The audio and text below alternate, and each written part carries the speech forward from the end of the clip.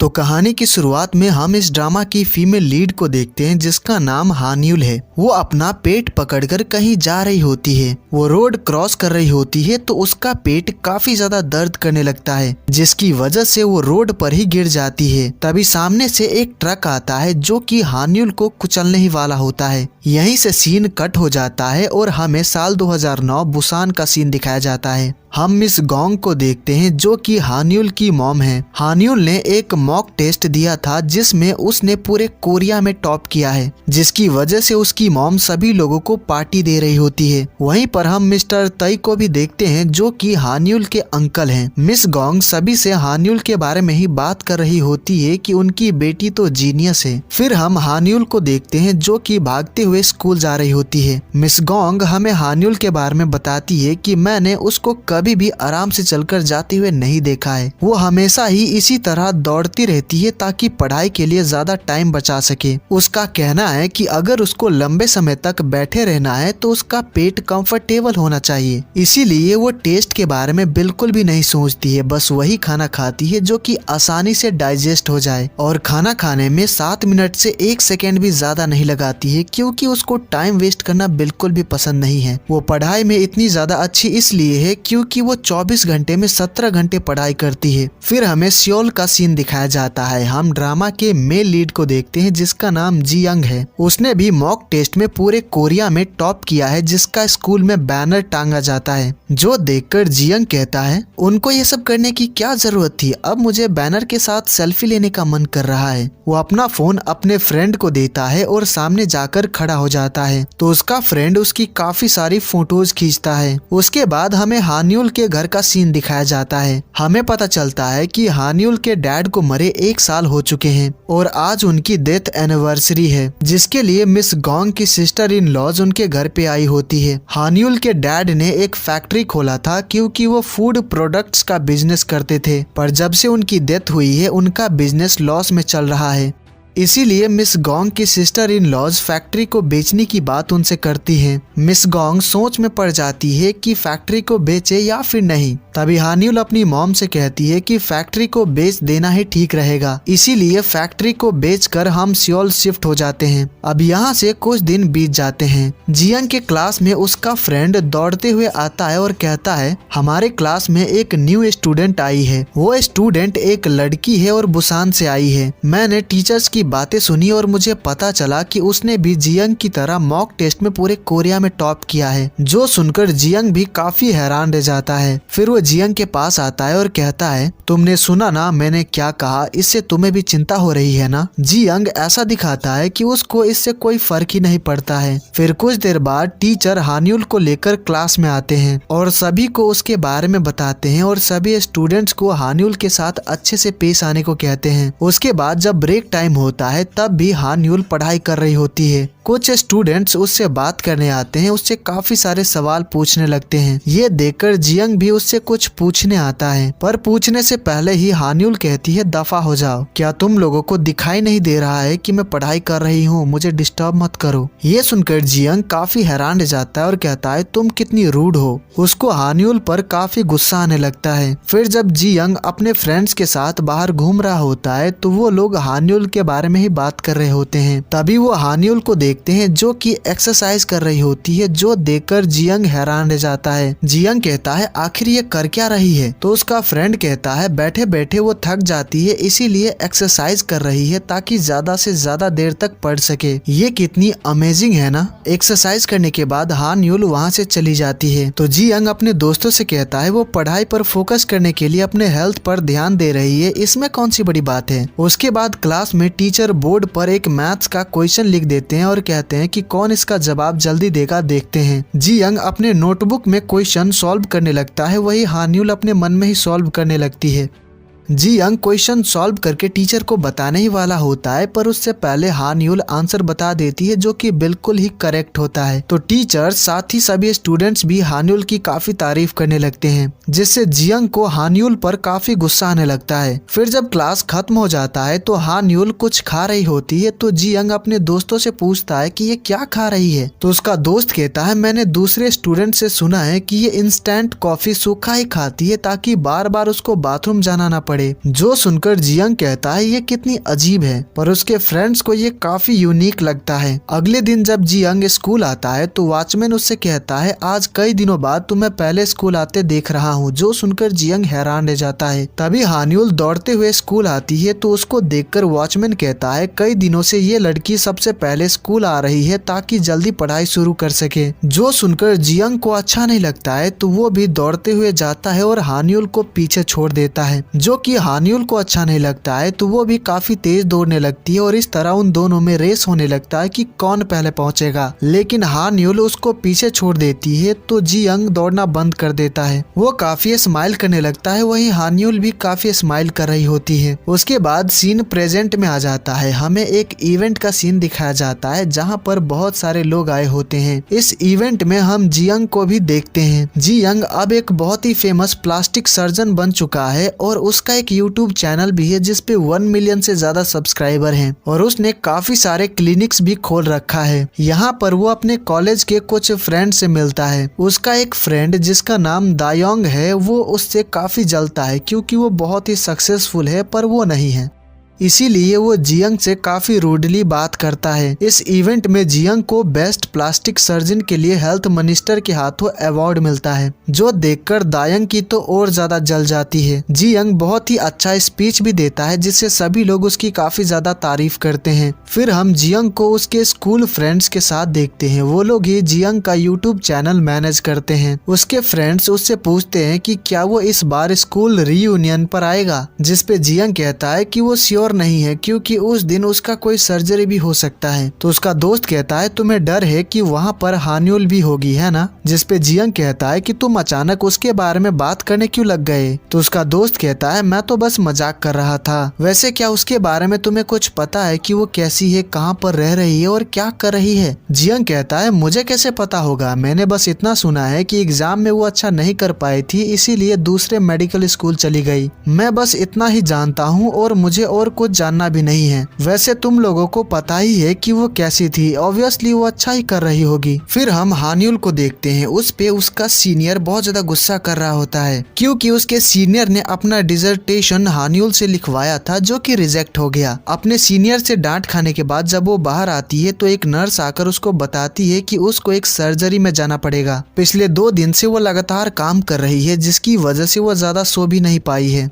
उसके बाद वो सर्जरी में जाती है। हमें पता चलता है कि हान्यूल एक एनेस्थीसियोलॉजिस्ट है। उसको सर्जरी में नींद आ रही होती है पर वो खुद को संभाल लेती है। वहीं जियंग अपने क्लिनिक पहुंचता है तो वो सभी नर्स के लिए कॉफी लेकर आया होता है। जियंग सभी को बहुत अच्छे से ट्रीट करता है और काफी हैंडसम भी है जिसकी वजह से सभी नर्सेस उस पर फिदा है। अगले दिन हान्यूल घर पहुँचती है रेस्ट करने के लिए, पर जब वो खाना खाने के लिए बैठी होती है उसको हॉस्पिटल से कॉल आ जाता है तो वो बिना खाना खाए ही हॉस्पिटल के लिए निकल जाती है। वहीं जियंग को हम उसके क्लिनिक पर देखते हैं। उससे मिलने के लिए एक लेडी आई होती है जो कि अपना प्लास्टिक सर्जरी करवाना चाहती है। जब वो लेडी चली जाती है तो जियंग को नर्स से पता चलता है कि वो लेडी मकाऊ से है। वो लेडी अपने साथ काफी सारे बॉडीगार्ड्स लेकर आई थी जिससे नर्स को वो लेडी काफी मिस्टीरियस लगी। उसके बाद सर्जरी की दिन भी आ जाती है। सभी तैयारी हो चुकी होती है तो सर्जरी भी स्टार्ट कर दिया जाता है। वही हम हान्यूल को देखते हैं जो कि हॉस्पिटल में होती है। हान्यूल अपने एक फ्रेंड से मिलने जा रही होती है तो उसका पेट काफी ज्यादा दर्द करने लगता है। वो रोड पर ही गिर जाती है और सामने से एक ट्रक आ रहा होता है। ड्राइवर टाइम पर ब्रेक मार देता है और ट्रक मोड़ देता है जिससे हान्यूल बच जाती है, पर पेट दर्द की वजह से वो वहीं पर बेहोश हो जाती है। तभी वहाँ पर उसकी फ्रेंड पहुँच जाती है। वो भी एक डॉक्टर है।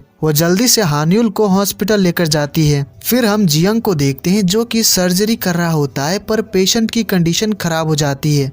पेशेंट का काफी ज्यादा खून बहने लगता है पर जैसे तैसे करके जियंग खून को रोक देता है, पर तभी पेशेंट को हार्ट अटैक आ जाता है जिसकी वजह से पेशेंट की मौत हो जाती है, जिससे जियंग शॉक्ड हो जाता है क्योंकि ऐसा उसके साथ पहली बार हुआ है। ये न्यूज हर जगह वायरल हो जाती है। जियंग को पूछताछ के लिए पुलिस स्टेशन भी आना पड़ता है। जिस लेडी की मौत हुई थी वो मकाऊ के एक बहुत ही बड़े कसिनो के ऑनर की इकलौती बेटी थी। तो वो लोग जियंग पर केस कर देते हैं। जियंग के पास उसकी हर सर्जरी की सीसीटीवी फुटेज मौजूद होता है, पर उस सर्जरी में जब उस लेडी को हार्ट अटैक आया था वो फुटेज नहीं होता है क्योंकि सीसीटीवी कैमरे में माल फंक्शन हो गया था। फिर हमें जियंग का ट्रायल का सीन दिखाया जाता है। जियंग पर आरोप लगाया जाता है कि उसने पेशेंट को एक ऐसी मेडिसिन दी थी जो कि सर्जरी के वक्त नहीं देना चाहिए था और इसी वजह से पेशेंट की हैवी ब्लड लॉस की वजह से मौत हो गई। जियंग की लॉयर बताती है कि जियंग ने वो मेडिसिन ऑर्डर ही नहीं किया था और ना ही इससे पहले किया था।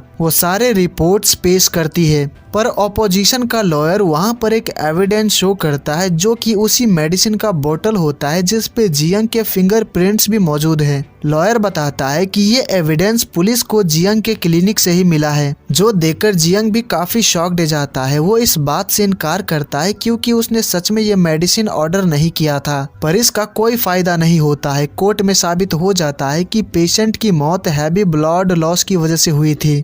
जियंग ये केस हार जाता है जिससे वो पूरी तरह बर्बाद हो जाता है। जियंग के फ्रेंड्स भी उस पर यकीन नहीं करते हैं कि उसने ऐसा नहीं किया है। उसके फ्रेंड्स के साथ उसकी लड़ाई हो जाती है क्योंकि वो लोग भी जियंग के साथ बिजनेस करते थे और अब वो लोग भी रास्ते पर आ गए हैं। जियंग से उसका फ्रेंड मिलने आता है जो कि उसको बताता है कि उसके ऊपर काफी सारी पेनाल्टीज लगी है जिसकी वजह से उसके ऊपर 1 बिलियन वॉन का कर्जा हो गया है, जिनको चुकाने के लिए उसको अपना घर, सारे क्लिनिक्स, गाड़ी, हर चीज बेचनी होगी। ये सब सुनकर जियंग तो पूरी तरह से टूट जाता है, पर उसका दोस्त उससे कहता है तुम्हें स्ट्रांग रहना होगा। वहीं हान्युल की लाइफ भी कुछ अच्छी नहीं चल रही है। उसका सीनियर हर रोज उस पर गुस्सा करता रहता है जबकि हान्युल की कोई गलती भी नहीं होती है। हॉस्पिटल में उसको बहुत ज्यादा काम करना पड़ता है जिसकी वजह से वो अच्छे से सो भी नहीं पाती है। वो इन सब चीजों से काफी थक चुकी है पर दिखाती नहीं है। वो रीयूनियन पर भी आती है पर उसके सभी स्कूल फ्रेंड्स सक्सेसफुल और अपनी जिंदगी में बहुत खुश हैं सिवाय उसको छोड़कर। ये सोचकर उसको खुद के लिए काफी ज्यादा बुरा लगता है। रीयूनियन के बाद जब वो घर जा रही होती है तो रोड क्रॉस करने में उसको काफी डर लगता है।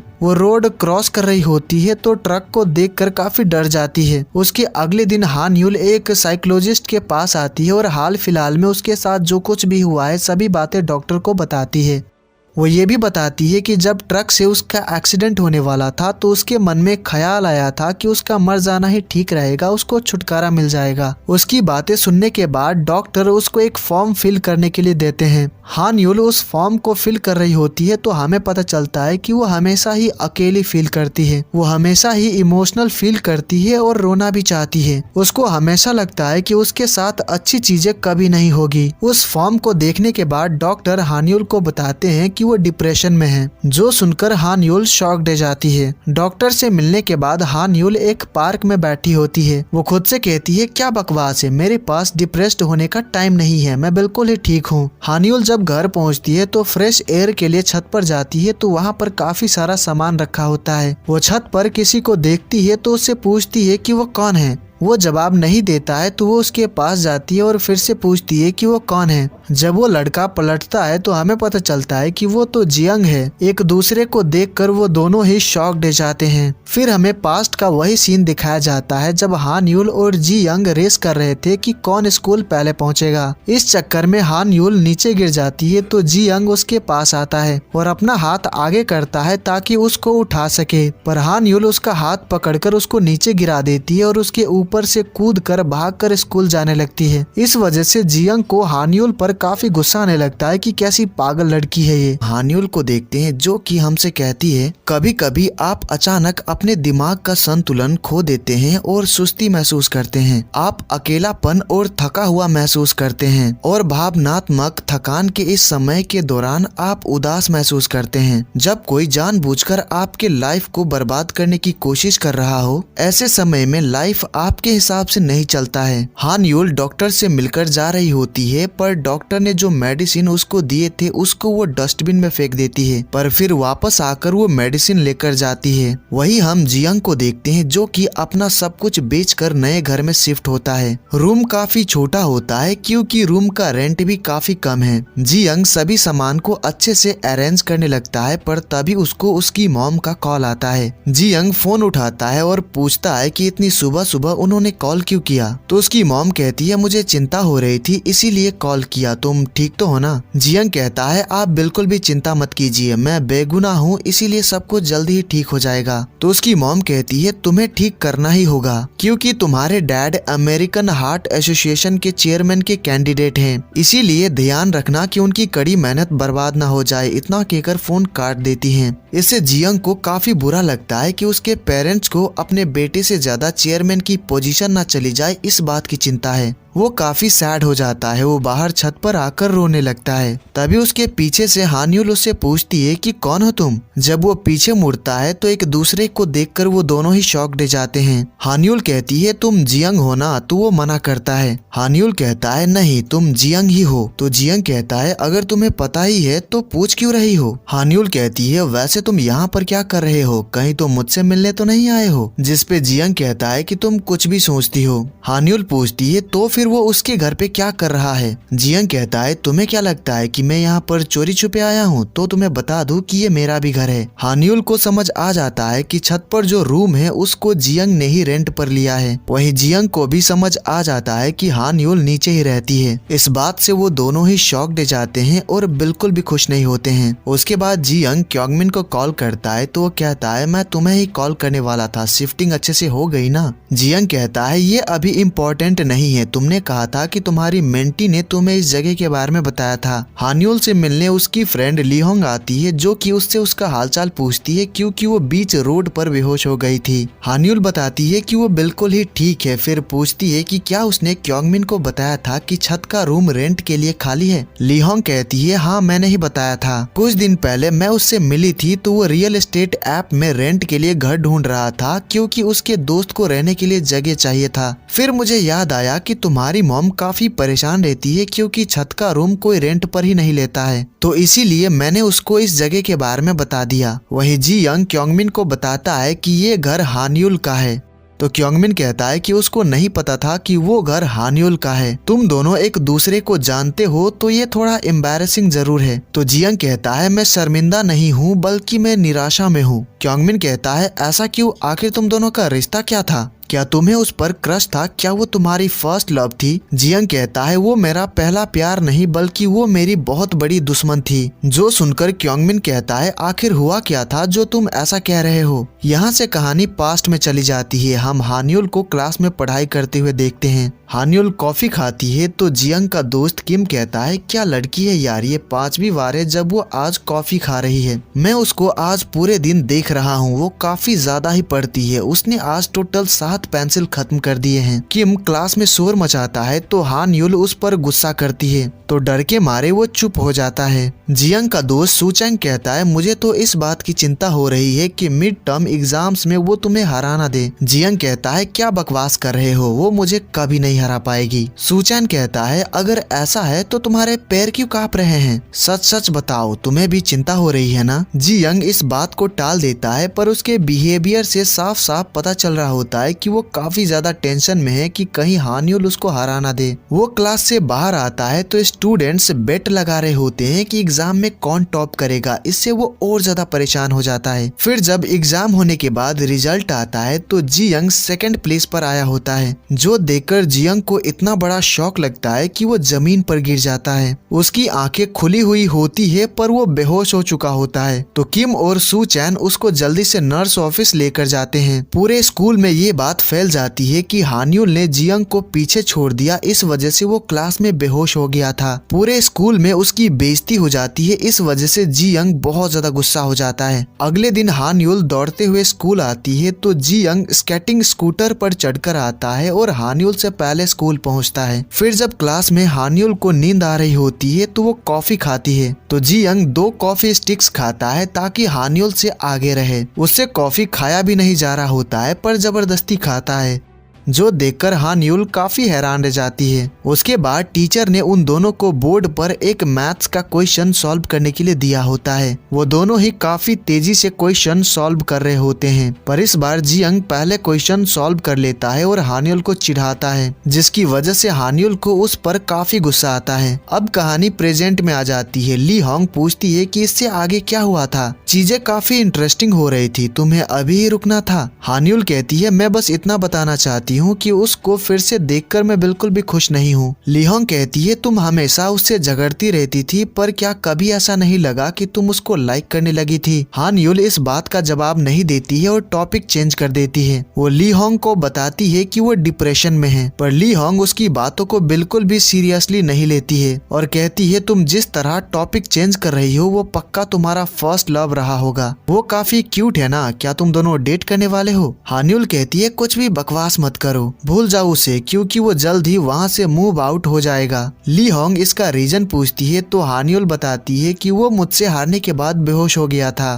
तो क्या तुम्हें लगता है कि वो मेरे घर पे रहेगा? फिर हम जियंग को देखते हैं जो कि खुद से कह रहा होता है कि वो यहाँ पर बिल्कुल भी नहीं रहेगा। अगर मैंने कॉन्ट्रैक्ट का कोई भी टर्म्स वायलेट नहीं किया है तो मैं यहाँ से इमीडिएटली मूव आउट हो सकता हूँ। कॉन्ट्रैक्ट में लिखा होता है कि वो मूव आउट हो सकता है, पर जो पैसे उसने डिपॉजिट किए थे वो वापस नहीं मिलेंगे। ये देखकर वो शॉक्ड हो जाता है। फिर हम हान्यूल को देखते हैं जो कि घर वापस आ रही होती है तो जियंग उसके सामने खड़ा हो जाता है, जिसकी वजह से वो डर जाती है। जियंग उसको आगे ही नहीं जाने दे रहा होता है तो हान्यूल कहती है आखिर तुम्हारी प्रॉब्लम क्या है, क्या मुझसे लड़ना चाहते हो? जियंग कहता है कि वो उससे लड़ना नहीं चाहता है, बल्कि उसको कुछ कहना है। अगर मेरे यहाँ पर रहने से तुम अनकंफर्टेबल हो तो इसे सहन कर लो। तुमने न्यूज देखा ही होगा कि मुझ पर केस चल रहा है। मेरी हालत अभी बहुत ज्यादा खराब है, इसीलिए मैं इस जगह से मूव आउट नहीं हो सकता। तो हान्यूल कहती है रहना है तो रहो, वैसे भी मुझे कोई फर्क नहीं पड़ता कि तुम्हारे जैसा कोई यहाँ पर रहता है या फिर नहीं। इतना कहकर वो जाने लगती है।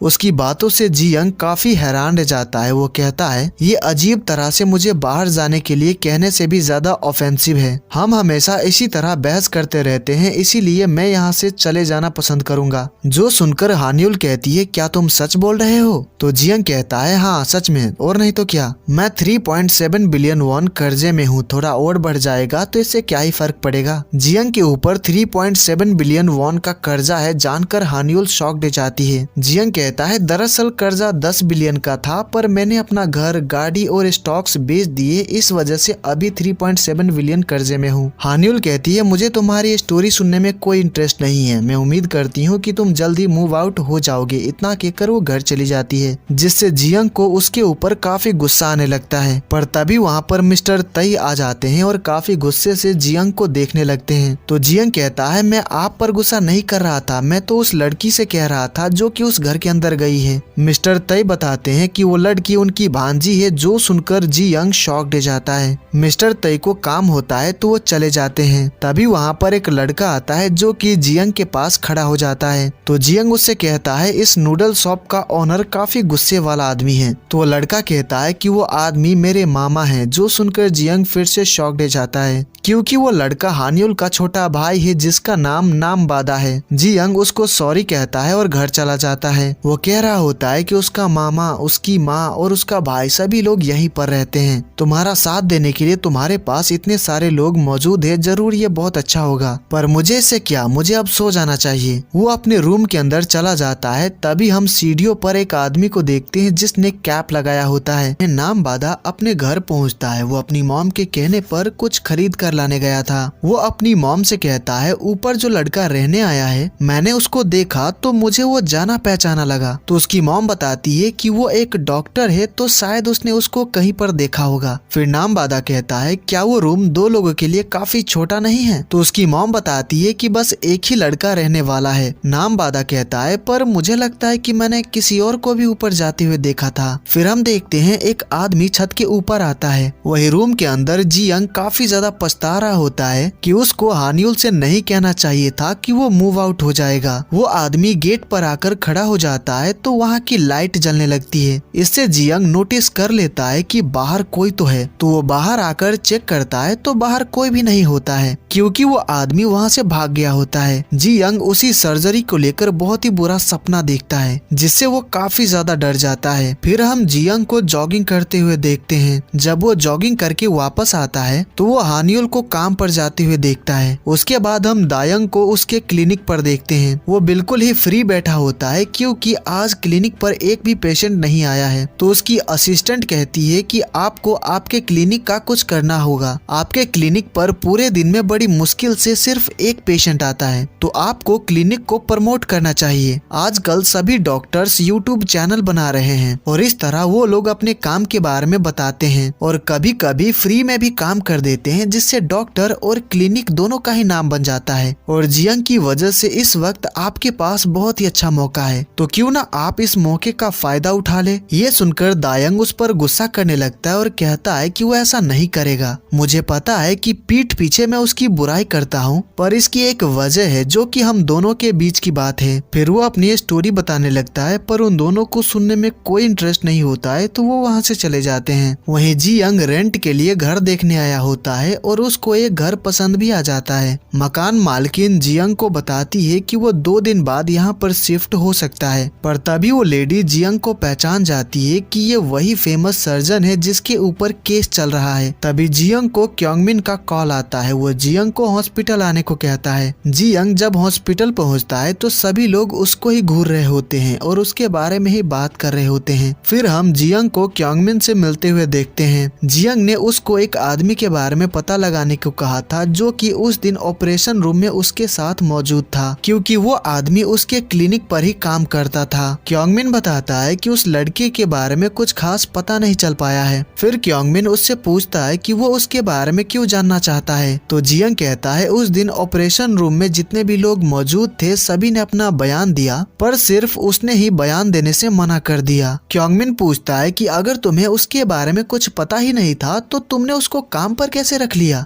जियंग कहता है क्योंकि वो लड़का मुझे कुछ खास लगा था। आमतौर पर जॉब पाने के लिए लोग इंटरव्यू देते हैं, पर वो डायरेक्टली मुझसे मिला और मुझे अपना रिज्यूमे दिया। वो काफी ज्यादा काबिल था और उसका चेहरा देखकर मुझे लगा कि उसको जॉब की जरूरत है, इसीलिए मैंने उससे ज्यादा सवाल जवाब नहीं किया और उसको काम पर रख लिया। तो क्योंगमिन कहता है कि तुम एक प्रोफेशनल डॉक्टर हो, तुम्हें इस तरह की लापरवाही नहीं करनी चाहिए थी। तुम्हें किसी पर भी इतनी आसानी से भरोसा नहीं करना चाहिए। तभी उसके फोन पर मैसेज आता है। उसको पता चलता है कि जो घर वो देखने गया था लैंड लेडी ने उसको रेंट पर देने से मना कर दिया है। तभी उनके सामने से हान्युल गुजरती है। तो क्योंगमिन उससे पूछता है कि क्या तुम दोनों ने बात की। तो जियंग कहता है मैंने उसको बता दिया है कि मैं उसके घर से मूव आउट हो जाऊंगा, क्योंकि हर रोज उसका सामना करना मेरे लिए काफी अनकंफर्टेबल है। जिसपे क्योंगमिन कहता है आखिर ये अनकंफर्टेबल कैसे है, तुम दोनों राइवल्स रहे होगे पर अब बड़े हो चुके हो, इसीलिए इस छोटी सी बात की वजह से मूव आउट होना काफी चाइल्डिश है। क्योंगमिन की बातें सुनने के बाद जियंग हान्युल से बात करने आता है। तो हान्युल उससे पूछती है कि वो यहाँ पर क्या कर रहा है। जियंग कहता है डेफिनेटली मैं तुमसे मिलने तो नहीं आया हूँ, मैं क्योंगमिन से मिलने आया था। ये सुनकर हान्युल उससे पूछती है कि वो क्योंगमिन को कैसे जानता है, क्योंकि क्योंगमिन उसका सीनियर है। तो जियंग बताता है कि जब वो हाई स्कूल में था तो क्योंगमिन उसका ट्यूटर था। जो सुनकर हान्युल कहती है मुझे लगता है कि वो अच्छे ट्यूटर नहीं थे।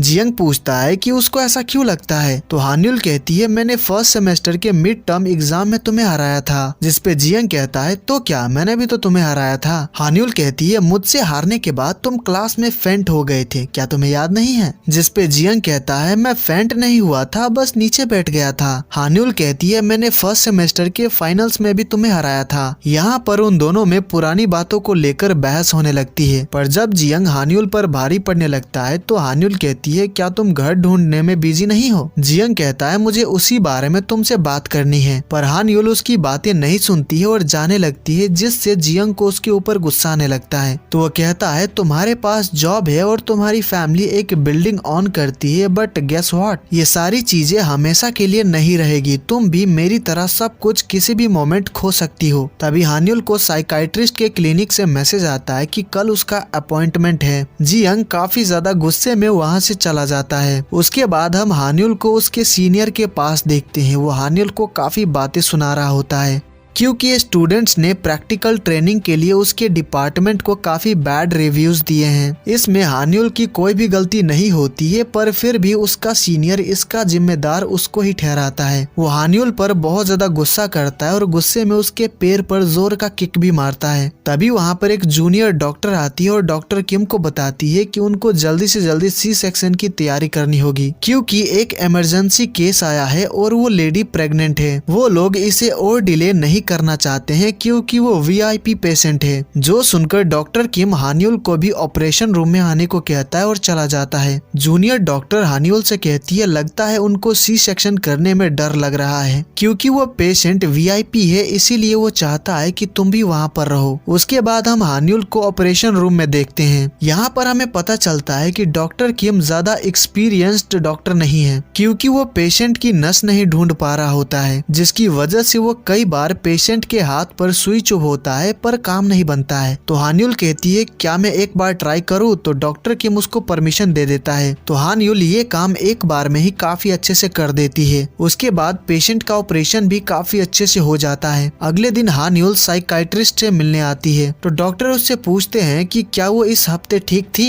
तो हान्युल बताती है कि वो बिल्कुल भी ठीक नहीं थी। दरअसल हान्युल के सीने में दर्द होता रहता है, जिसकी वजह वो डॉक्टर से पूछती है। तो डॉक्टर उसको बताते हैं कि ये सब डिप्रेशन की वजह से हो रहा है, क्योंकि depression mental and physical health दोनों को ही इफेक्ट करता है। इससे दिल पर भी प्रभाव पड़ता है, जिससे सीने में दर्द होने लगता है। डॉक्टर उसको डिप्रेशन की दवाई देते हैं और कहते हैं कि उसको ज्यादा से ज्यादा रेस्ट करना होगा और खुद को टाइम देना होगा। उसके बाद हम हान्युल को हॉस्पिटल में देखते हैं। उसको फोन आता है और उसको बुलाया जाता है। वहीं उस वीआईपी पेशेंट की मदर डॉक्टर किम और हॉस्पिटल के डायरेक्टर पर बहुत ज्यादा गुस्सा कर रही होती है, क्योंकि डॉक्टर किम की गलती की वजह से उस पेशेंट की हाथ की हालत खराब हो चुकी होती है। जब हान्युल वहां पर पहुंचती है तो डॉक्टर किम सारा इल्जाम हान्युल पर लगा देता है कि ये सब उसकी वजह से हुआ है। सीनियर होने के नाते वो माफी मांगता है और हान्युल को भी माफी मांगने को कहता है। उसके बाद हम हान्युल को डॉक्टर किम के कैबिन में देखते हैं। डॉक्टर किम कहता है कि तुम्हें सारा इल्जाम अपने सिर ले लेना चाहिए, क्योंकि वो अगले साल का चीफ एनेस्थेसियोलॉजी का कैंडिडेट है, तो वो अपना रेप्यूटेशन खराब नहीं करना चाहता है। वो हान्युल को धमकाता भी है कि अगर उसने ऐसा नहीं किया तो वो उसका कैरियर बर्बाद कर देगा। वो ये भी कहता है कि तुम जाकर वीआईपी और डायरेक्टर से अच्छे से माफी मांग लो, तुम्हें घुटनों पर बैठना पड़े तो वो भी करो। ये सब सुनकर हान्युल को काफी ज्यादा गुस्सा आ जाता है। उसका सब्र का बांध टूट जाता है। हान्युल कहती है मेरी वजह से पेशेंट का हार्ट डैमेज नहीं हुआ है, इसीलिए अपना ब्लेम दूसरों पर डालना बंद कर दो। हर चीज में गलती तुम्हारी होती है और गुस्सा मुझ पर करते रहते हो। क्या तुम पागल हो? एक काम भी ढंग से नहीं आता है और खुद को डॉक्टर कहते हो। मैंने कोई गलती नहीं की है, इसीलिए मैं माफी नहीं मांगूंगी। ये सब सुनकर डॉक्टर किम को गुस्सा आ जाता है, तो वो हान्युल को थप्पड़ मारने जाता है, पर हान्युल उसका हाथ पकड़ लेती है और उसके पैर पर जोर का किक मारती है और कहती है खुद जाकर घुटनों पर बैठकर माफी मांग लेना। फिर वो जाने लगती है। तो डॉक्टर किम कहता है तुम्हें क्या लगता है कि ये सब करके तुम बच जाओगी? तुम्हारी जॉब तो गई समझो। हान्युल कहती है तुम क्या मुझे जॉब से निकालोगे? मैं खुद ही जॉब छोड़ रही हूँ, तुम्हें जो करना है करो, तुम्हारी वजह से मैं अपना हेल्थ खराब नहीं कर सकती। फिर वो वहाँ से चली जाती है।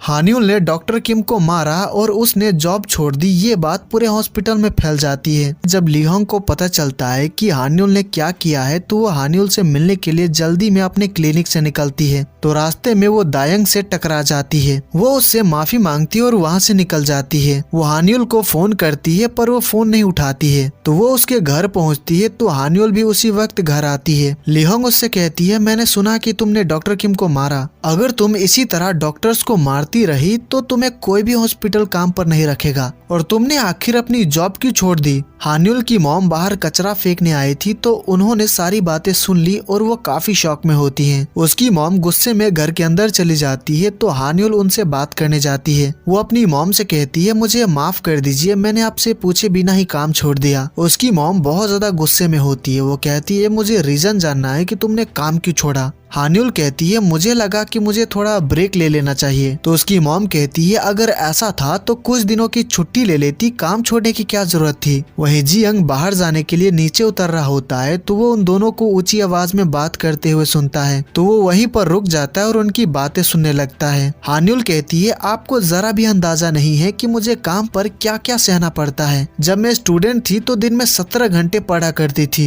और अब मैं दिन में 17 घंटे काम करती हूँ, पर फिर भी मुझे डांट सुननी पड़ती है। हमेशा ही काम पर मेरा इंसल्ट किया जाता है जिससे सभी लोग मुझे फूल बुलाते हैं। मुझे हमेशा उस गलती के लिए डांट सुननी पड़ती है जो कि मैंने कभी किया ही नहीं। ये सब सुनकर उसकी मॉम कहती है हर किसी को अपनी जिंदगी में डांट सुननी पड़ती है। हान्युल अपनी मॉम को बताती है कि वो डिप्रेशन में है, जो सुनकर उसकी मॉम और जियंग शॉक्ड हो जाते हैं। उसकी मॉम कहती है ऐसा नहीं हो सकता, मैंने तुम्हें बहुत अच्छे से पाला है, मैंने तुम्हारे लिए सब कुछ सेक्रीफाइस कर दिया, इसीलिए मेरी बेटी के साथ ऐसा नहीं हो सकता। मुझे नहीं पता कि किसने तुम्हारे दिमाग में ये बकवास भरा है, पर तुम्हें डिप्रेशन नहीं हो सकता। हान्युल कहती है क्या मैं बीमार भी नहीं पड़ सकती? मैंने अपनी पूरी जिंदगी आपके हिसाब से जी है, तो क्या इसका मतलब मैं खुद से बीमार भी नहीं पड़ सकती? हान्युल काफी सैड होकर घर से चली जाती है। जियंग ने सारी बातें सुनी तो उसको हान्युल के लिए काफी बुरा लगने लगता है। काफी रात हो जाती है पर अब तक हान्युल घर नहीं आई होती है, जिसकी वजह से उसकी मॉम काफी परेशान होती है। मिस्टर ते हान्युल को फोन करते हैं पर वो फोन नहीं उठाती है। नाम बादा हान्युल के रूम में कुछ ढूंढने गया था तो उसको काफी सारी मेडिसिन मिलती है, तो यही बात वो अपनी मॉम को बताता है। तो उसकी मॉम उसको उस मेडिसिन के बारे में इंटरनेट पर पता करने को कहती है। फिर हम जियंग को देखते हैं जो कि घर लौट रहा होता है तो हान्युल के बारे में ही सोच रहा होता है। वो कहता है मुझे लगा था कि उसकी जिंदगी काफी अच्छी चल रही है, तभी रास्ते में वो हान्युल से टकरा जाता है। हान्युल उसको इग्नोर करके जाने लगती है। जियंग को पता है कि वो सैड है तो वो हान्युल से कहता है क्या मेरे साथ ड्रिंक करने चलना चाहोगी,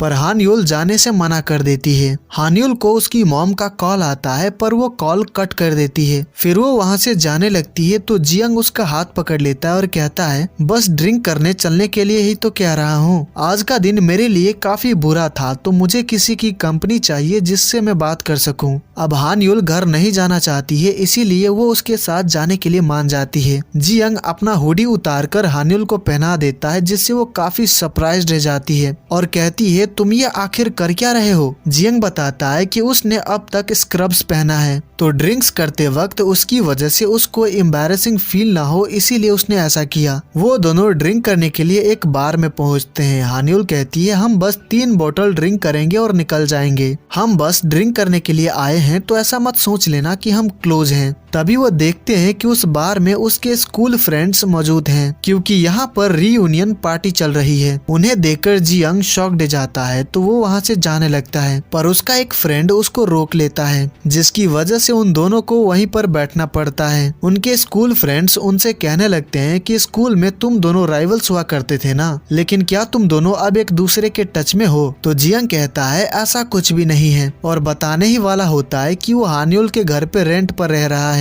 पर उसके कहने से पहले हान्युल बोल पड़ती है कि मैं एक प्रोजेक्ट पर काम कर रही हूँ जिसके लिए मुझे जियंग की मदद चाहिए, तो इस वजह से मैंने ही इसको कांटेक्ट किया था। फिर उसके स्कूल फ्रेंड्स जियंग को लेकर बात करने लगते हैं कि उसके ऊपर जो केस चल रहा है उसकी वजह से किम और सूचैन को अपनी जॉब खोनी पड़ी। वहाँ पर किम और सूचैन भी मौजूद होते हैं तो वो लोग कहते हैं सीसीटीवी फुटेज भी गायब था, तो हो सकता है कि इसने ही उस पेशेंट को मारा हो। ये सब सुनकर जियंग को गुस्सा आ जाता है तो वो बाहर आ जाता है। उसके पीछे पीछे सूचैन और किम भी बाहर आ जाते हैं। वो लोग जियंग से कहने लगते हैं कि सच सुनकर तुम्हें बुरा क्यों लग रहा है, तुम्हारी वजह से हमारी जिंदगी भी बर्बाद हो गई। तो जियंग कहता है क्या सच में तुमने मेरी वजह से जॉब छोड़ा है? क्या तुम लोग बैंकक्रप्ट हो गए हो या फिर तुम्हें रिजाइन करने के लिए कहा गया था? मुझे पता है कि यूट्यूब के एड रेवेन्यू के पैसे तुम लोग सीक्रेटली ज्यादा ले रहे थे, जबकि चैनल मेरी वजह से चल रहा था, पर मैं चुप रहा क्योंकि मुझे लगा था कि तुम्हें इसकी जरूरत है। मेरे साथ जो हुआ उसकी वजह से मैं नहीं चाहता था कि तुम दोनों को सफर करना पड़े, इसीलिए सबसे पहले मैंने तुम दोनों के पेनल्टीज पे कर दिए, पर तुम लोग मुझसे ये सब कह रहे हो। मुझे अब लगता है कि सिर्फ मुझे ही लगा था कि हम दोस्त हैं। ये सारी बातें हान्युल भी सुन लेती है क्योंकि वो भी बाहर ही खड़ी थी, जो कि जियंग देख लेता है। जियंग वापस घर जा रहा होता है तो हान्युल उसके पीछे पीछे ही आ रही होती है। तो जियंग उससे पूछता है कि तुम मुझे फॉलो क्यों कर रही हो, आखिर तुम ऐसा क्यों कर रही हो, ये बहुत ही एम्बैरेसिंग है। हान्युल कहती है लगता है तुम भूल चुके हो कि हम दोनों एक ही घर में रहते हैं।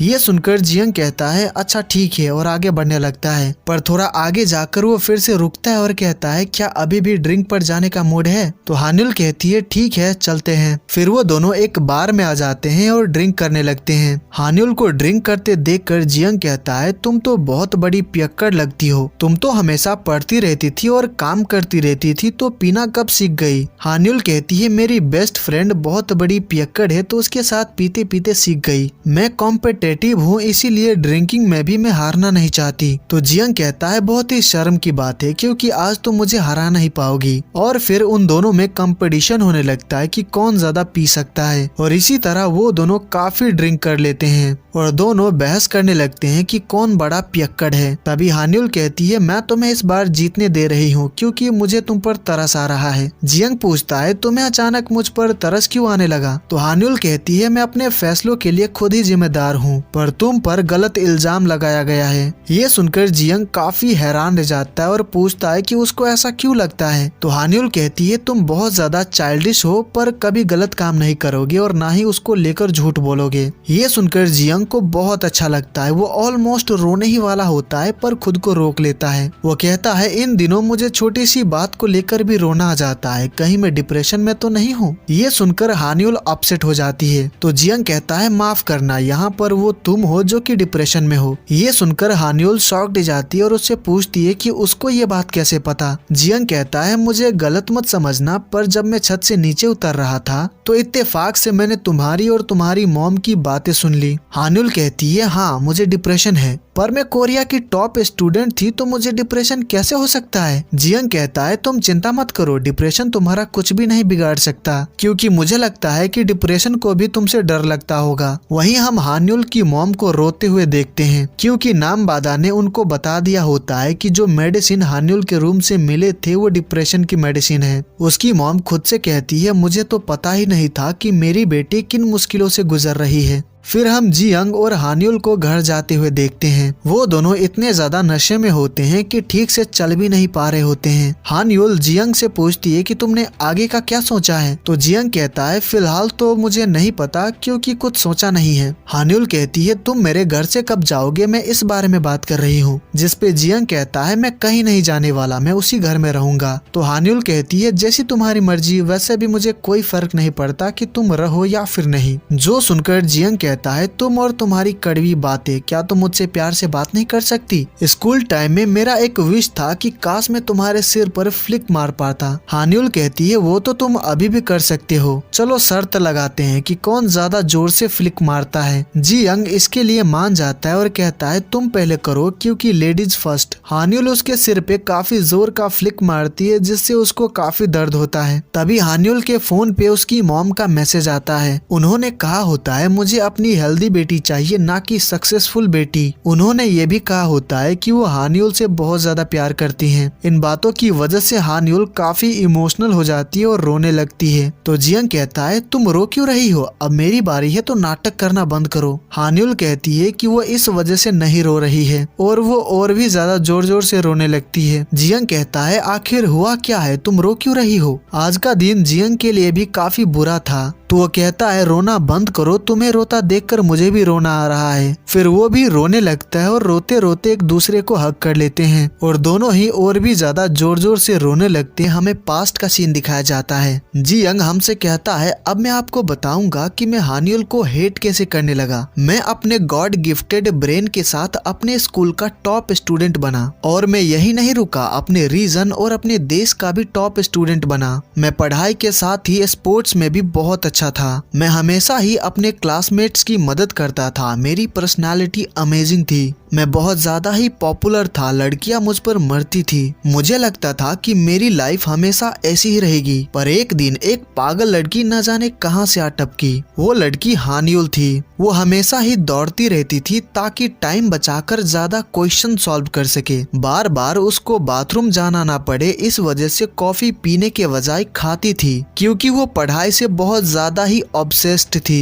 और इसी वजह से ही लाइफ में पहली बार मुझे हार का स्वाद चखना पड़ा। इसी वजह से मैं तेज बना, हर चीज उससे ज्यादा करने लगा और उससे जल्दी करने लगा। मैंने अपनी नींद सेक्रीफाइस कर दी और देर रात तक पढ़ा। हानियुल पढ़ने के लिए लंच में सिर्फ केला खाती थी, तो मैंने लंच करना ही छोड़ दिया। वो रात के 12 बजे तक पढ़ रहा था, जिसकी वजह से उसकी हालत खराब हो गई थी। तो उसने घर जाने का डिसाइड किया। पर जब उसने देखा कि हानियुल अब तक पढ़ रही है और जरा भी नहीं थकी है, जिससे वो मोटिवेट हो गया कि मैं हार नहीं मान सकता, तो वो उसके सामने बैठकर फिर से पढ़ने लगा। अगले दिन स्कूल में जियंग को देखकर हमें समझ आ जाता है कि उसकी हालत बहुत खराब हो चुकी है। वो हानियुल से जीतने के चक्कर में ठीक से सो भी नहीं रहा है, जिसकी वजह से उसकी हालत ज़ॉम्बी जैसी हो गई है। उसको चक्कर आने लगता है और वो फेंट होने ही वाला होता है। पर उससे पहले हानियुल फेंट हो जाती है, फिर जाकर जियंग फेंट होता है। जियंग कहता है, जब हम फेंट हुए थे उसमें भी मैं सेकंड आया था। उसके बाद हम उन दोनों को नर्स रूम में रेस्ट करते हुए देखते हैं। जियंग को होश आता है तो वो बगल के बेड पर हानियुल को देखता है। तभी हानियुल भी होश में आ जाती है, तो जियंग उससे पूछता है, क्या तुम ठीक हो? पर हानियुल उसको जवाब नहीं देती है और नोट्स याद करने लगती है। जो देखकर जियंग कहता है, ये लड़की तो पूरी तरह पागल है, और अपना सिर दूसरी तरफ करके सो जाता है।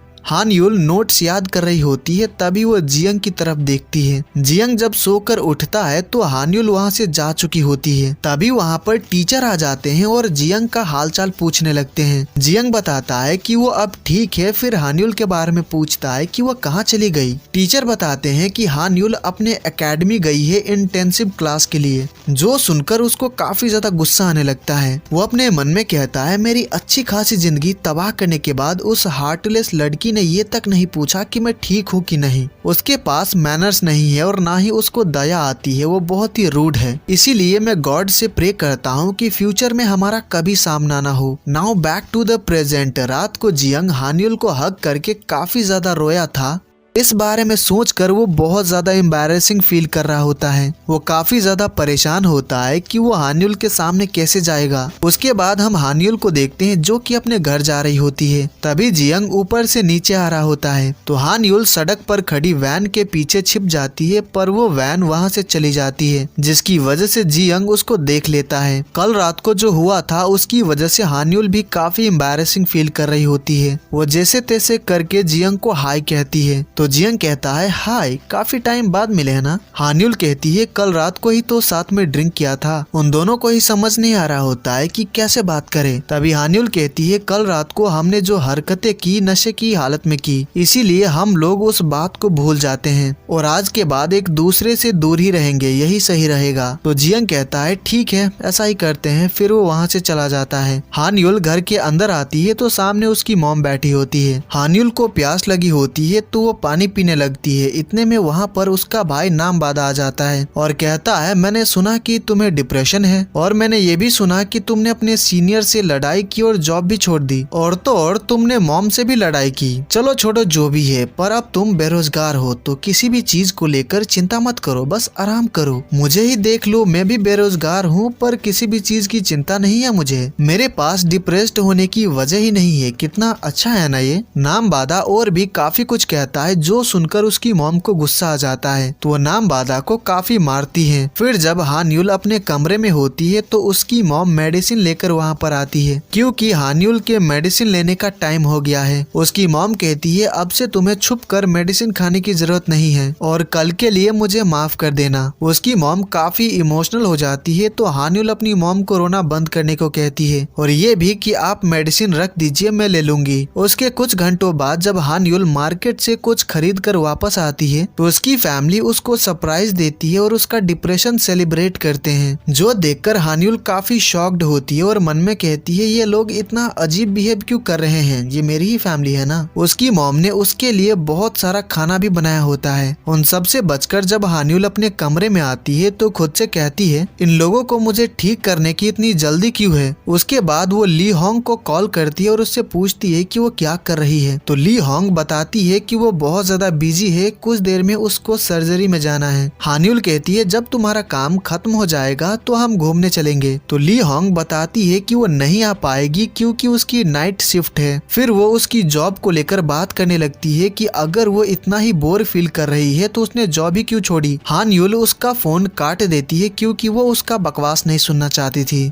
फिर हम जियंग को उसके लॉयर के साथ देखते हैं। अगले हफ्ते उसके केस का सेकेंड ट्रायल है, पर अब तक ये पता नहीं चल पाया है कि उस बोतल के ऊपर जियंग के फिंगरप्रिंट कैसे आ गए। उसके लॉयर ने उसके सभी एम्प्लॉयज से बात की पर कुछ भी ऐसा पता नहीं चल पाया जिससे केस में उसकी मदद हो सके। लॉयर जियंग को एक बात और बताता है कि डॉक्टर कांग कोर्ट में गवाही देने के लिए मान गया है। ये सुनकर जियंग काफी हैरान रह जाता है कि अचानक वो गवाही देने के लिए मान कैसे गया। लॉयर कहता है हैरानी तो मुझे भी हुई थी, पर अगर वो कोर्ट में गवाही देता है और सारी चीजों को टेस्टिफाई करता है तो इस केस में काफी मदद होगी। लॉयर से मिलने के बाद जब क्योंग मिन और जियंग जा रहे होते हैं तो क्योंग मिन कहता है मुझे तो लगा था कि वो बुरा इंसान है, पर शायद मैं उसके बारे में गलत था। जियंग कहता है मुझे भी ऐसा ही लगता है, पर कहीं ना कहीं मुझे उसके ऊपर शक भी है। उसके बाद रात को वही आदमी जियंग के घर आता है। उस वक्त जियंग घर पर नहीं होता है। डोर लॉक होता है तो खिड़की की कांच तोड़कर वो डोर खोल लेता है और अंदर चला जाता है। वहीं नीचे नामबादा की मॉम उसको एक ब्लैंकेट जियंग को देकर आने को कहती है। तो नामबादा कहता है उसको ब्लैंकेट की क्या जरूरत है, वो कोई गरीब थोड़ी ना है, वो एक डॉक्टर है, उसके पास हर चीज होगी। तो उसकी मॉम कहती है अगर ऐसा होता तो वो ऐसी जगह पर शिफ्ट क्यों होता। नामबादा जाने से मना करता है तो उसकी मॉम उसको धमकी देती है कि अगर वो नहीं गया तो वो उसके पॉकेट मनी कम कर देंगी। ये सुनते ही नामबादा जाने के लिए मान जाता है। जब वो ब्लैंकेट देने ऊपर आता है तो देखता है कि दरवाजा खुला हुआ है और खिड़की भी टूटी हुई है। वो अंदर आता है तो अंदर कोई भी नहीं होता है। तभी जियंग भी घर पहुंच जाता है तो वहाँ पर नामबादा को देखकर पूछता है कि वो यहाँ पर क्या कर रहा है। तो नामबादा कहता है मैं तो तुम्हें ब्लैंकेट देने आया था, पर तुम्हारा दरवाजा खुला हुआ था और खिड़की भी टूटी हुई थी। फिर अगले सीन में हम वहाँ पर पुलिस को देखते हैं। ऑफिसर जियंग से पूछते हैं कि उसके घर से कोई भी सामान मिसिंग तो नहीं है। जियंग बताता है कि कोई भी सामान मिसिंग नहीं है। ऑफिसर कहते हैं हम आसपास के सीसीटीवी फुटेज चेक करेंगे, हमें कुछ भी पता चलेगा तो हम इन्फॉर्म कर देंगे। इतना कहकर वो चले जाते हैं। हान्युल की मॉम जियंग से कहती है आज रात तुम हमारे घर पर ही सो जाओ क्योंकि तुम्हारे रूम की खिड़की टूट चुकी है और हवा भी काफी तेज चल रही है, तुम्हें बहुत ज्यादा ठंड लगेगी। तो जियंग कहता है मैं आप लोगों को परेशान नहीं करना चाहता, मैं यहीं पर सो जाऊंगा। खिड़की को मैं न्यूज़पेपर से कवर कर दूंगा जिससे अंदर बिल्कुल भी हवा नहीं आएगी। हान्युल की मॉम कहती है जैसी तुम्हारी मर्जी। फिर नामबादा को लेकर घर चली जाती हैं। वहीं जियंग टूटा हुआ कांच उठाने लगता है और वो काफी सैड भी होता है। कुछ देर में वहाँ पर हान्युल आती है तो जियंग पूछता है कि वो यहाँ क्यों आई है। हान्युल कहती है मुझे मॉम से पता चला कि यहाँ पर क्या हुआ तो मैं तुम्हें देखने चली आई। आज रात तुम यहाँ पर कैसे सोओगे, इस बात को लेकर मॉम काफी चिंतित थी, इसीलिए आज हमारे घर पर ही सो जाओ। जियंग कहता है ऐसा कुछ भी नहीं है, मैं यहाँ पर थोड़ी ना सोने वाला हूँ,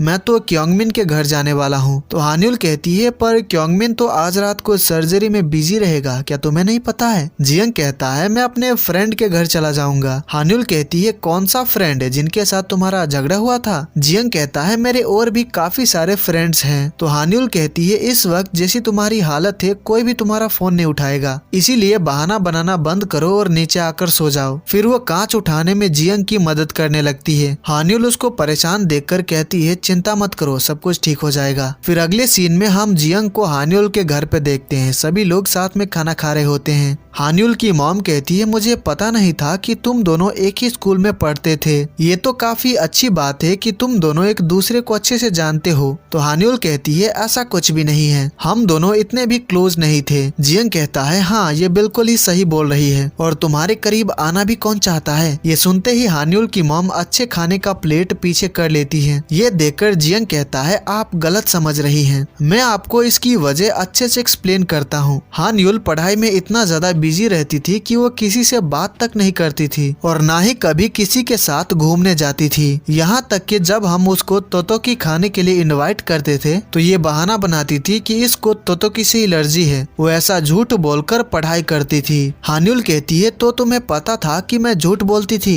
तो जियंग कहता है और नहीं तो क्या, तोतोकी से आखिर किसको एलर्जी होती है? इन्हीं सभी रीजंस की वजह से हम कभी फ्रेंड्स नहीं बन पाए। हान युल कहती है मेरा भी मन तोतोकी खाने का करता था। मैं भी घूमने जाना चाहती थी, गेमिंग कैफे जाकर गेम्स खेलना चाहती थी और कैरियोके भी जाना चाहती थी। मेरा भी वो सभी चीजें करने का मन करता था जो कि दूसरे स्टूडेंट्स किया करते थे, पर मैंने अपनी सारी इच्छाओं को मन में ही दबा कर रखा क्योंकि मुझे पढ़ाई पर फोकस करना था। ये सब सुनकर हान युल की मॉम इमोशनल हो जाती है और कहती है मुझे माफ कर देना कि मेरी वजह से तुम ये सब नहीं कर पाई, क्योंकि मैं हमेशा ही तुम्हें पढ़ाई पर फोकस करने को कहती थी। हान युल अपनी मॉम को रोना बंद करने को कहती है। फिर सभी लोग खाना एंजॉय करते हैं। खाना खाने के बाद हान युल जियंग को वो जगह दिखाती है जहाँ पर वो सोने वाला है। जियंग हान युल से पूछता है क्या हम आइसक्रीम खाने चले, पर हान युल मना कर देती है। फिर वो अपने रूम में जा रही होती है तो देखती है कि उसकी मॉम उसके रूम के बाहर ही खड़ी है। अपनी मॉम की वजह से वो काफी ज्यादा परेशान है क्योंकि उसकी मॉम बात बात पर इमोशनल हो जाती है। तो वो वापस से जियंग के पास आती है और कहती है चलो आइसक्रीम खाने चलते हैं। जो सुनकर जियंग काफी हैरान रह जाता है क्योंकि उसने अभी ही मना किया था। हम ली होंग को देखते हैं जो कि हॉस्पिटल में काम कर रही होती है। तभी उसको हान युल का ख्याल आता है कि वो घर पर काफी बोर हो रही होगी। काम की वजह से वो उसके साथ घूमने नहीं जा सकती और उसके अलावा उसके और कोई दोस्त नहीं है और जितना वो उसको जानती है उसको टाइम पास करना भी नहीं आता है। तो ली होंग यूट्यूब पर हान युल के लिए वीडियो ढूंढने लगती है कि खुद को बिजी कैसे रखे। इतने में उसके सामने दायंग का वीडियो आ जाता है तो वो उसके वीडियो को प्ले करती है, पर वो काफी स्टूपिड सा वीडियो होता है। तो ली होंग वीडियो को बंद कर देती है, पर गलती से उसका चैनल सब्सक्राइब हो जाता है जिसका नोटिफिकेशन दायंग के फोन पर आता है। तो वो काफी शॉक्ड हो जाता है। उसके चैनल पर सिर्फ 5 सब्सक्राइबर है जो कि उसके फैमिली मेंबर्स और क्लिनिक के लोग हैं जिनको उसने खुद सब्सक्राइब करने को कहा था, पर ये फर्स्ट पर्सन है जिसने खुद से सब्सक्राइब किया है। वो काफी खुश होता है और यूट्यूब आईडी खोल कर देखता है कि ये सब्सक्राइबर कौन है। तो उसको पता चलता है कि उसका नाम ली होंग है। वहीं दूसरी तरफ हम जियंग और हान युल को आइसक्रीम खाते हुए देखते हैं। जियंग कहता है अपने फ्रेंड के साथ आइसक्रीम खाने में अच्छा लग रहा है क्या? जिसपे हान युल कहती है हम फ्रेंड्स नहीं है, बस क्लासमेट हैं। तो जियंग कहता है आखिर इन दोनों में फर्क ही क्या है? अगर तुम्हें मुझे फ्रेंड नहीं मानना है तो मत मानो। तभी उनके सामने से एक एम्बुलेंस गुजरती है जिसको देखकर हान युल थोड़ा अपसेट हो जाती है क्योंकि उसको काम करना अच्छा लगता था, पर अब वो जॉबलेस है। तो जियंग उसको अच्छा फील कराने के लिए कहता है तुम जॉबलेस नहीं हो, बस कुछ वक्त के लिए फ्री हो, तो क्यों ना तुम इन पलों को एंजॉय करो। फिर वो पूछता है कि उसको क्या करना पसंद है, वो क्या करना चाहती है। तो हान युल कहती है कि मैं पूरी रात डिसर्टेशंस पढ़ना चाहती हूँ। तो जियंग कहता है दुनिया में मजे करने के लिए कितनी सारी चीजें हैं, पर तुम्हें डिसर्टेशंस क्यों पढ़ना है? तुम वो सब कर सकती हो जो कि स्कूल टाइम पर नहीं कर पाई थी। फिर वो उसको तोतोकी खाने चलने को कहता है। तो हान युल जाने से मना करती है कि उसने अभी अभी खाना खाया है, पर जियंग उसकी बात नहीं सुनता है और जबरदस्ती उसको तोतोकी खिलाने ले जाता है। हान युल आने से मना कर रही थी, पर सबसे ज्यादा तोतोकी वही खाती है। उसके बाद जियंग हान युल को गेमिंग कैफे लेकर आता है जहाँ पर वो दोनों बहुत सारे गेम्स खेलते हैं। यहाँ पर काफी ज्यादा मजे करने के बाद वो दोनों कैरियोके आते हैं जहाँ पर हान युल एक पुराना बोरिंग सा गाना गाने लगती है जो कि जियंग से बर्दाश्त नहीं हो रहा होता है। तो वो कैंसल का बटन दबा देता है और कहता है कि गलती से हो गया। फिर वो कहता है क्यों ना तुम आज के टाइम का सॉन्ग्स गाओ,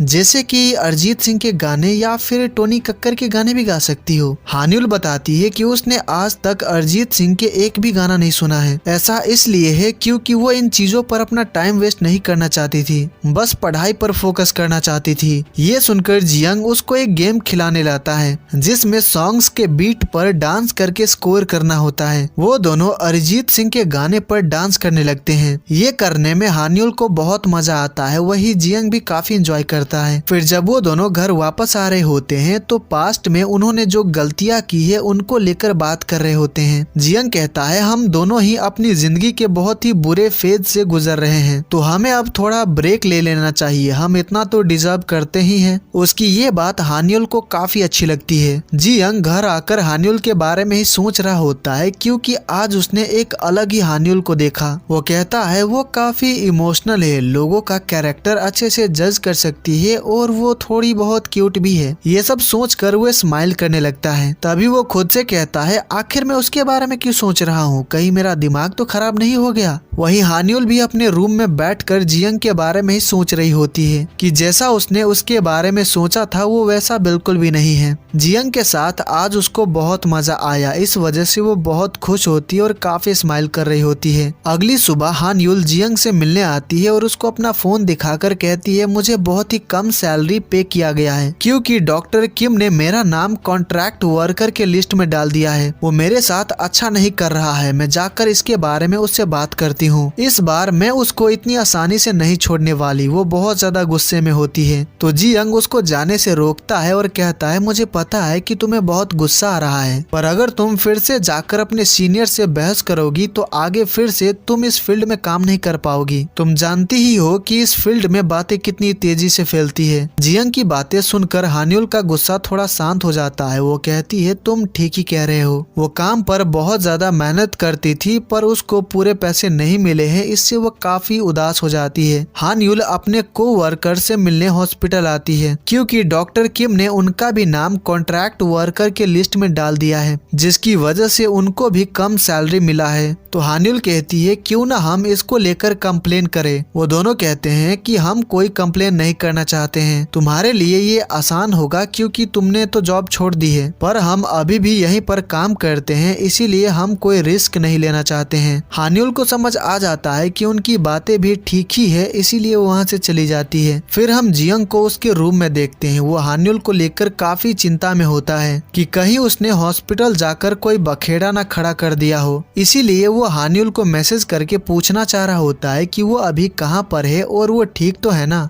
पर तभी उसको रियलाइज होता है कि उसके पास तो हान्युल का नंबर ही नहीं है। तभी उसकी नजर उसके रूम की खिड़की पर जाती है जहां का कांच टूट गया था, पर उसको हान्युल की मॉम ने ठीक करवा दिया है। तो वो खुद से कहता है कल रात को उन्होंने मुझे खाना खिलाया, अपने घर पे रहने दिया और खिड़की भी ठीक करवा दिया। इन सब के लिए मुझे उनको थैंक्स कहना चाहिए। इसी बहाने अगर हान्युल घर पर होगी तो वो उससे भी मिल लेगा। जियंग फ्रूट्स खरीद कर हान्युल के घर के बाहर खड़ा हो जाता है और बेल बजाने ही वाला होता है। तभी वो हान्युल की मॉम और नामबादा को उसके बारे में ही बात करते हुए सुनता है तो वो रुक जाता है। उनको जियंग के केस के बारे में पता चल गया होता है, तो उसी को लेकर वो लोग गॉसिप कर रहे होते हैं कि इस केस में जरूर वो गिल्टी होगा, इसीलिए तो वो अब तक कुछ भी प्रूव नहीं कर पाया है। कहीं इन सभी चीजों में वो हान्युल को भी ना घसीट ले, वैसे भी वो पहले से ही डिप्रेशन में है। बाहर से जियंग सब कुछ सुन लेता है। हान्युल की मॉम और नामबादा उसके बारे में ऐसा सोचते हैं, जानकर वो काफी उदास हो जाता है। इतने में हान्युल भी घर आ जाती है। वो जियंग को अपने घर के बाहर देखती है। अब वो उससे कुछ कहती उससे पहले ही जियंग ऊपर चला जाता है। वो काफी उदास होकर छत पर बैठा होता है। तभी वहाँ पर हान्युल आती है। वो जियंग से बात करने लगती है, उसको बताने लगती है कि उसने आज क्या क्या किया। तभी जियंग कहता है कि तुम्हें यहाँ पर नहीं होना चाहिए। फिर वो अपने रूम में चला जाता है। हान्युल काफी सोच में पड़ जाती है कि इसको क्या हो गया, ये ऐसा बिहेव क्यों कर रहा है। फिर हान्युल भी अपने घर आ जाती है। उसके आते ही उसकी मॉम जियंग और उसके ऊपर चल रही केस को लेकर बात करने लगती है और उसको जियंग से दूर रहने को कहती है, जिससे हान्युल को समझ आ जाता है कि जब जियंग उसके घर के बाहर खड़ा था तो जरूर उसने कुछ सुन लिया होगा, इसीलिए वो ऐसा बिहेव कर रहा है। जियंग को उसके लॉयर का कॉल आता है जो कि उसको बताता है कि डॉक्टर कांग ने गवाही देने के लिए फिर से मना कर दिया है, जिसकी वजह से अगले ट्रायल में उनका केस काफी वीक हो जाएगा, क्योंकि अचानक गवाही देने के लिए मान जाना और फिर मना कर देना केस के लिए काफी बड़ा डिसएडवांटेज है। इसी टेंशन में जियंग जैसे तैसे करके डॉक्टर कांग अभी कहाँ पर काम कर रहा है पता लगाता है और उससे मिलने जाता है। तो उसको पता चलता है कि उसने आज ही काम छोड़ दिया है। इस वजह से जियंग काफी ज्यादा परेशान हो जाता है। वहीं हम हान्युल को देखते हैं जो कि इंटरनेट पर जियंग के केस को लेकर रिसर्च कर रही होती है। उसके अगले दिन जियंग का ट्रायल होता है और उसके ऊपर तरह तरह के एलिगेशन लगाए जाते हैं और जज को अपना फैसला आज ही सुनाने के लिए रिक्वेस्ट किया जाता है ताकि इस केस पर और ज्यादा टाइम वेस्ट ना हो। जज अपना फैसला सुनाने ही वाले होते हैं, इतने में वहाँ पर हानियुल पहुँच जाती है। उसको यहाँ पर देखकर जियंग काफी हैरान रह जाता है। वो जियंग के लॉयर को कुछ इन्फॉर्मेशन दिखाती है। हानियुल ने रात भर जागकर सिमिलर केस को ढूंढा है जो कि इंडिया में हुआ था। जियंग का लॉयर इन एविडेंस को जज के सामने पेश करने जाता है पर जज उसको इसकी परमिशन नहीं देते हैं